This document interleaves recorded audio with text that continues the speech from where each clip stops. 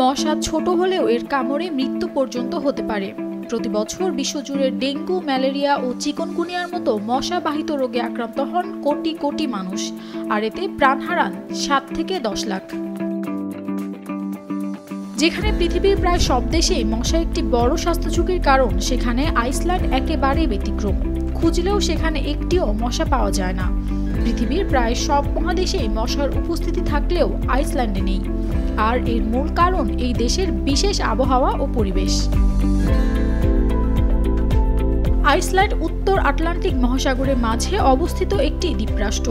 ভৌগোলিক বিচ্ছিন্নতার কারণে মশারা এখানে আসতে পারে না, আর এলেও তীব্র আবহাওয়া পরিবর্তনের কারণে টিকতে পারে না। এছাড়াও মূলত শীতকালে এখানে পানি জমে বরফে পরিণত হয়, আর গ্রীষ্মকালে পুনরায় তা গলে যায়। এই তীব্র পরিবর্তনের ফলে মশার ডিম ও লার্ভা টিকে থাকতে পারে না, ফলে বংশবৃদ্ধি পুরোপুরিভাবে বন্ধ হয়ে যায়। আইসল্যান্ডে শুধু মশাই নয়, নেই সাপ বা বিষাক্ত পোকামাকড়ও। তাই এখানে মশার কামড়, শব্দ বা মশাবাহিত রোগের ভয় নেই, ফলে মানুষ নিশ্চিন্তে ঘুমোতে পারে। আর পর্যটকদের জন্য এটি একটি অনন্য গন্তব্য।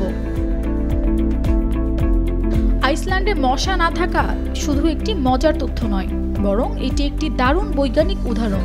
জলবায়ু, ভৌগোলিক অবস্থান এবং প্রাকৃতিক ভারসাম্যের এক অনন্য মিশ্রণ এই দেশটিকে করেছে মশা মুক্ত।